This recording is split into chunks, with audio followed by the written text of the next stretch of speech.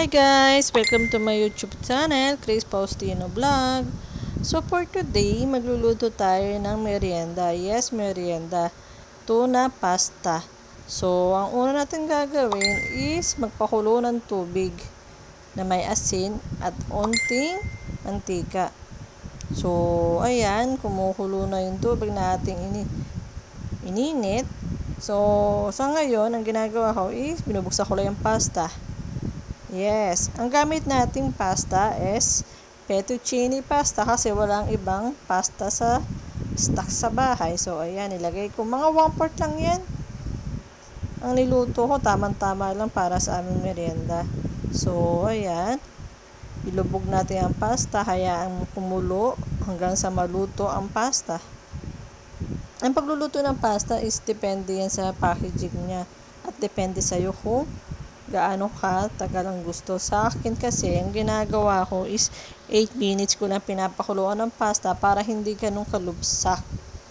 Gusto ko kasi parang medyo half cook or ano lang yung pinaka-pasta niya.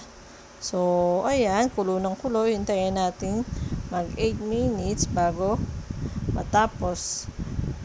Siguro din natin na hahalo-haloin din natin yung pasta kahit papaano hindi siya magdikit-dikit. Kasi kapag nagdikit-dikit siya, wala. Sayang. Mas maganda kasi yung hiwalay-hiwalay siya. So, halo lang ng halo hanggang sa maluto ang pasta. So, mamaya, habang niluluto pa yung pasta is mamaya magigisa na tayo ng tuna.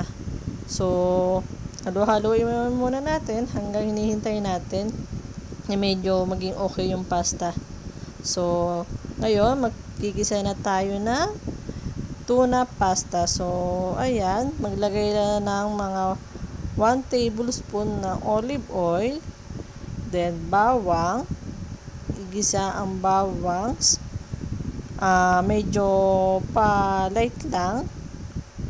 Wag natin susunugin. Pero kung ano, medyo okay na rin hanggang sa medyo mapula-pula. Kasi kapag yung bawang kasi is medyo na pula-pula, isa yun sa nagpapabango ng niluluto. So, ayan, halo-halo lang. Maya-maya, maglalagay din tayo na butter. Yung butter niya is mga 1/4 lang. Para kahit papaano, medyo sumarap. Tuwing nagluluto kasi ako ng pasta, is naglalagay ako ng butter. Kasi iba pa rin talaga yung may butter sa niluluto. Kasi isa yan sa nagpapasarap. So, ayan, halu-haluin lang natin hanggang sa maluto ang bawang at medyo maging golden brown. So, ayan, halo-halo lang. Then, mamaya, ilalagay na natin ang tuna, century tuna.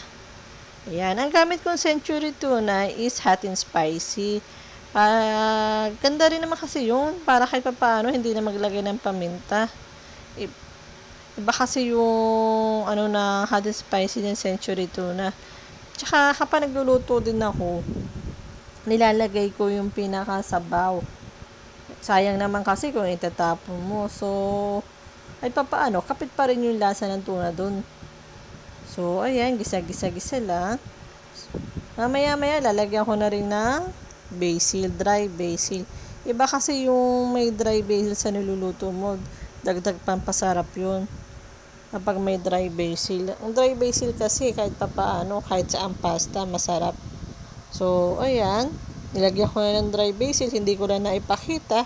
At biglang natumba yung phone ko. So, kailangan ko i-cut.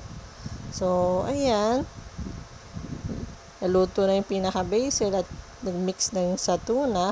Ngayon, nilagay ko naman yung pinaka-pasta. Ayan. Halo-haloy lang natin hanggang kumapit yung pinaka-tuna sauce sa pasta. Halo-halo lang. Masarap din niya kapag natapos. Problema lang kasi hindi ko mailagyan ng cheese kasi nga wala kami stock na keso. So, okay na yan. Halo-halo. Kumuha rin pala ako ng 1 sandok at mahirap maghalo ng 1 sandok. At least, ayan, kapag 2 sandok ang gamit mo is talagang mahalo mo ng husto yung pasta at kumapit yung pinakaso sa pasta. So, ayan lang. Thank you guys for watching. Bye!